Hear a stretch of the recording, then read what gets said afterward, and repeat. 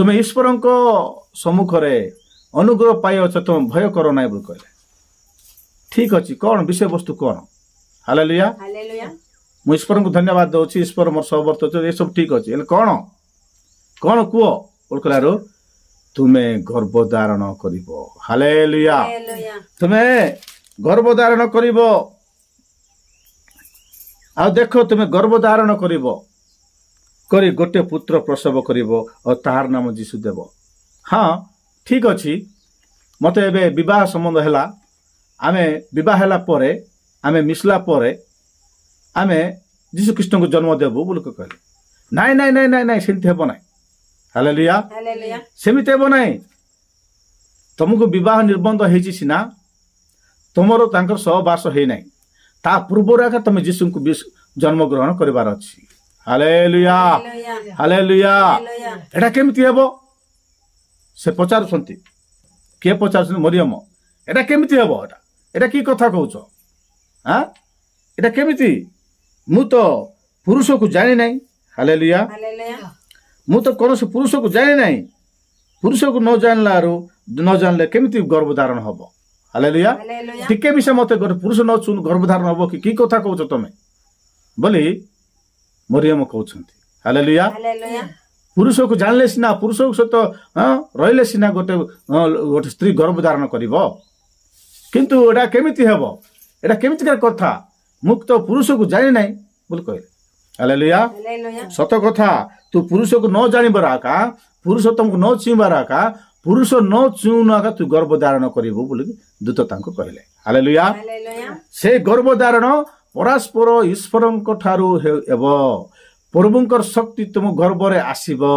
ପ୍ରଭୁ ଆକା ସ୍ୱୟଂ ମାନବ ରୂପ ଧରିକରି ତୁମ ଗର୍ଭରେ ଆସିବେ। ବୋଲା ଏଥର। ହାଲେଲୁୟା। ଏଟା କି କଥା? এটা আশ্চর্য কথা। প্রভুঙ্কর ইচ্ছা হও বলে কহিলা। হালেলুয়া। প্রভুঙ্কর ইচ্ছা হও। প্রভু যেমিতি কলে মোর প্রতি প্রভু যেমিতি ইচ্ছা করছেন সেমিতি হও বলে কহিলে মরিয়ম। প্রেজ দ লর্ড। হালেলুয়া। হেলে গর্ভধারণ করিব যে, গর্ভধারণ করবাটা সহজ কি? হালেলুয়া। পেটরে পিলাକୁ দরবার ଅଛି ବୋଲି କହିଲେ, ବିବାହ ନ ହଉନୁ ପିଲାକୁ ପେଟର ଦରବାର ଅଛି ବୋଲି କହିଲେ କେତେ ଅପମାନ, କେତେ ନିନ୍ଦା, କେତେ କଷ୍ଟ। ପ୍ରେଜ୍ ଦ ଲର୍ଡ। ତାଙ୍କେ ବିବାହ ହେଲା ପରେ ମଧ୍ୟ ସନ୍ତାନ ସନ୍ତତି ହେଇଛନ୍ତି, କିନ୍ତୁ ସେମାନଙ୍କର ସହବାସ ପୂର୍ବେ ଯୀଶୁ ଜନ୍ମ ଗ୍ରହଣ କରିଛନ୍ତି। ହାଲେଲୁୟା। ଯୀଶୁ ତାଙ୍କ ସହବାସ ବିବାହ ହେଲା ପରେ, ତାଙ୍କ ସହବାସ କଲା ପରେ ଜନ୍ମ ହେଲେ ଯୀଶୁଙ୍କୁ ଆମକୁ କିଛି ତେଡ଼ା କିଛି ନାହିଁ। ହାଲେଲୁୟା। ଯୀଶୁଙ୍କୁ ଆମକୁ କିଛି ମାନେ ପାର୍ଥକ୍ୟ ନାହିଁ। ଆମେ ଯେମିତି ଯୀଶୁ ସେ ସେମିତି ହେଲେ ଆମର ପାପ ସେ କି କ୍ଷମା କରିପାରିବ? ଆମେ ଯେମିତି ବାପା ମା ମିଶିଲେ ଜନ୍ମଗ୍ରହଣ ହେଉଛୁ, ଯୀଶୁ ମଧ୍ୟ ଯଦି ସେମିତି ଜନ୍ମଗ୍ରହଣ କରିବେ, ସେ କେମିତି ଆମର ପାପ କ୍ଷମା କରିପାରିବେ? ସେ ପବିତ୍ର ହେଲେ ସିନା ଅପବିତ୍ର ଲୋକମାନଙ୍କୁ କ୍ଷମା କରିପାରିବେ।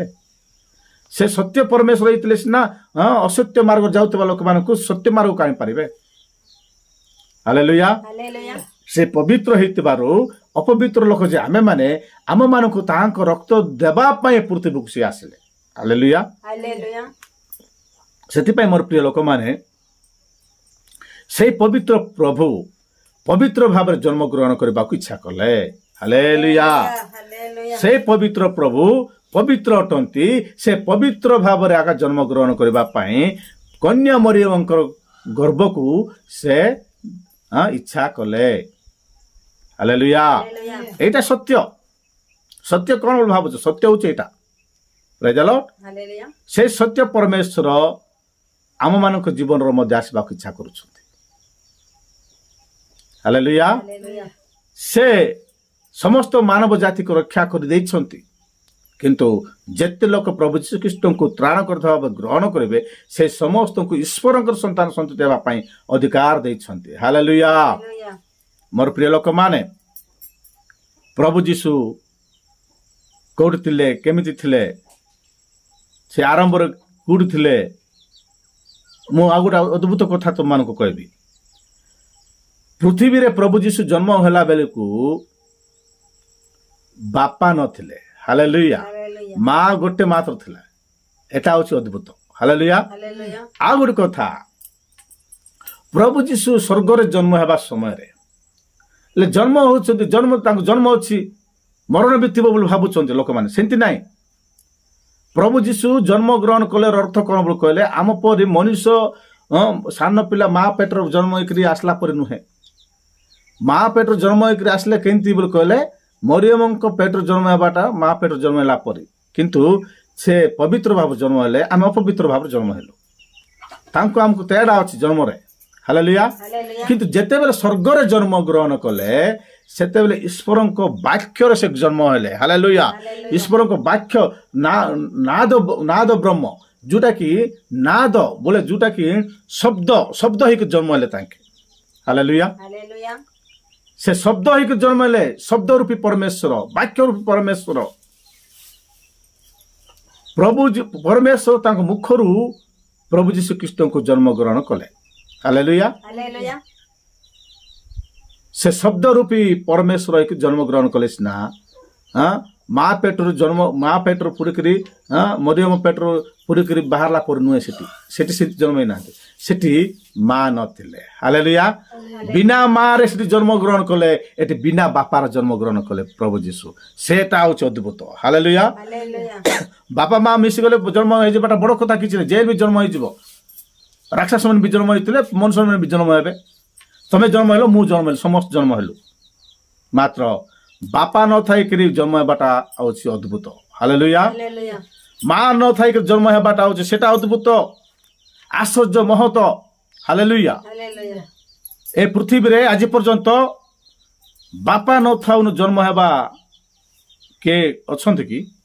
ବାପା ନଥାଇକିରି ଜନ୍ମ ଗ୍ରହଣ କରିବା ବ୍ୟକ୍ତି କିଏ ଅଛନ୍ତି କି? ଅସମ୍ଭବକୁ ସମ୍ଭବ କରିବା ପରମେଶ୍ୱର ଅଛନ୍ତି ଆମ ପ୍ରଭୁ, ହାଲେଲୁୟା। ସେ ସତ୍ୟ ପ୍ରଭୁ, ସେ ବିରାଟ ପୁରୁଷ, ସେ ଅନାଦି ଅନନ୍ତ ପରମେଶ୍ୱର, ହାଲେଲୁୟା। ସେ ନାଦ ବ୍ରହ୍ମ ହେଇକି ଜନ୍ମ ହେଲେ, ସେ ଶବ୍ଦ ହେଇକି ଜନ୍ମ ହେଲେ, ସେ ବାକ୍ୟ ରୂପୀ ଥିଲେ, ଆଦ୍ୟରେ ବାକ୍ୟ ଥିଲେ, ବାକ୍ୟ ଈଶ୍ୱରଙ୍କ ସଙ୍ଗରେ ଥିଲେ, ସେ ବାକ୍ୟ ଈଶ୍ୱର ଥିଲେ, ହାଲେଲୁୟା। ସେ ମାନବ ରୂପ ଧାରଣ କରି ଆମମାନଙ୍କ ମଧ୍ୟକୁ ଆସିଲେ, ସେ ହେଉଛନ୍ତି ଈଶ୍ୱର। ତାଙ୍କଠାରେ ବିଶ୍ୱାସ କରିବା ଲୋକମାନେ ସମସ୍ତେ ପରମେଶ୍ୱରଙ୍କର ରାଜ୍ୟର ଅଧିକାରୀ ହେବେ ବୋଲି ସେ ନିଜେ କହିଛନ୍ତି। ମୋର ପ୍ରିୟ ଲୋକମାନେ, ସେଥିପାଇଁ ପର୍ବ ପାଳନ କର, ସେଥିପାଇଁ ତୁମେ ପର୍ବ ପାଳନ କର। ପର୍ବ ପାଳନ ନ କରି ରୁହ ନାହିଁ, ପର୍ବ ପାଳନ କର। କାରଣ ଶୈତାନର ମସ୍ତକ ଚୂର୍ଣ୍ଣ କରିବା ପ୍ରଭୁ ଜନ୍ମ ଗ୍ରହଣ କରିବାକୁ ଯାଉଛନ୍ତି, ହାଲେଲୁୟା। ସେ ବର୍ତ୍ତମାନ ଜନ୍ମ ଗ୍ରହଣ କରିକିରି ସେ ପୃଥିବୀରେ ଆସିକିରି ଜନ୍ମଗ୍ରହଣ କରିକିରି କୃଷରେ ଜୀବନ ଦେଇକିରି ସେ ପୁନର୍ବାର ଆସିବାକୁ ଯାଉଛନ୍ତି ସେ ପ୍ରଭୁ, ହାଲେଲୁୟା। ସେ ପ୍ରଭୁଙ୍କୁ ତମେ ମୋ ବିଷୟ ତ୍ରାଣକର୍ତ୍ତା ଭାବରେ ଗ୍ରହଣ କରିଛୁ, ହାଲେଲୁୟା। ତମେ ମୁଁ ତ୍ରାଣକର୍ତ୍ତା ଭାବରେ ଗ୍ରହଣ କରିଥିବା ସେଇ ପ୍ରଭୁ ପୁନର୍ବାର ଏ ପୃଥିବୀକୁ ଆସିକିରି, ପୁନର୍ବାର ଏ ଜଗତକୁ ଆସିକିରି ଆମମାନଙ୍କୁ ତାଙ୍କ ରାଜ୍ୟକୁ ନେବାକୁ ସେ ଆସୁଛନ୍ତି, ହାଲେଲୁୟା। ସେ ପ୍ରଭୁ କେଡ଼େ ମହାନ, ତାଙ୍କର ଧନ୍ୟବାଦ କରିବା, ତାଙ୍କର ପ୍ରଶଂସା କରିବା, ତାଙ୍କର ଗୁଣାନୁବାଦ କରିବା, ତାଙ୍କ ନାମରେ ତାଙ୍କେ ସେ ମରିକରି ଉଠିଥିବା ପରମେଶ୍ୱର ହେଇଥିବାରୁ ସେଥିପାଇଁ ଆମେ ତାଙ୍କୁ ଧନ୍ୟବାଦ ଦେବା, ସେଥିପାଇଁ ତାଙ୍କୁ ପର୍ବ କରିବା, ତାଙ୍କ ନାମରେ ପର୍ବ କରିବା। ସେ ଜନ୍ମ ଗ୍ରହଣ କରିଛନ୍ତି ବୋଲି ଆମେ ପର୍ବ କରିବା, ହାଲେଲୁୟା। ପର୍ବ କି ପାଇଁ କରିବ ନାହିଁ? ପ୍ରେଜ୍ ଦ ଲର୍ଡ।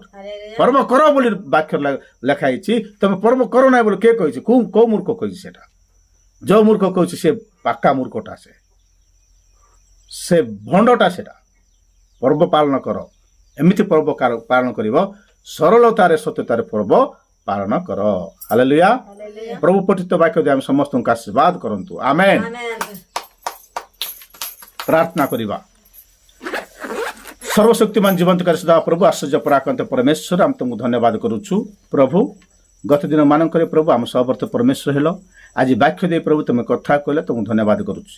ଯେତେକ ଲୋକ ପ୍ରଭୁ এই ୟୁଟ୍ୟୁବ ବାକ୍ୟ ଶୁଣିବେ, ସେ ସମସ୍ତେ ଯେ ପ୍ରକାର ପରମେଶ୍ୱର ଆଶୀର୍ବାଦ ପ୍ରାପ୍ତ ହେବେ, ସେଥିପାଇଁ ସାହାଯ୍ୟ କର। ତ ମଙ୍ଗଳାର୍ଥ ଗୌରବାର୍ଥ ବ୍ୟବହାର କର, ତୁମ ରଶ୍ମି କୃପାରେ ଆମମାନଙ୍କୁ ଆଶୀର୍ବାଦ କର ବୋଲି ମହିମା ଗୌରବ ପ୍ରଶଂସା ତୁମକୁ ଦେ, ଯୀଶୁଙ୍କ ନାମରେ ପ୍ରାର୍ଥନା କଲି ପ୍ରଭୁ, ଆମେନ୍। ସମସ୍ତଙ୍କୁ ପ୍ରେଜ୍ ଦ ଲର୍ଡ।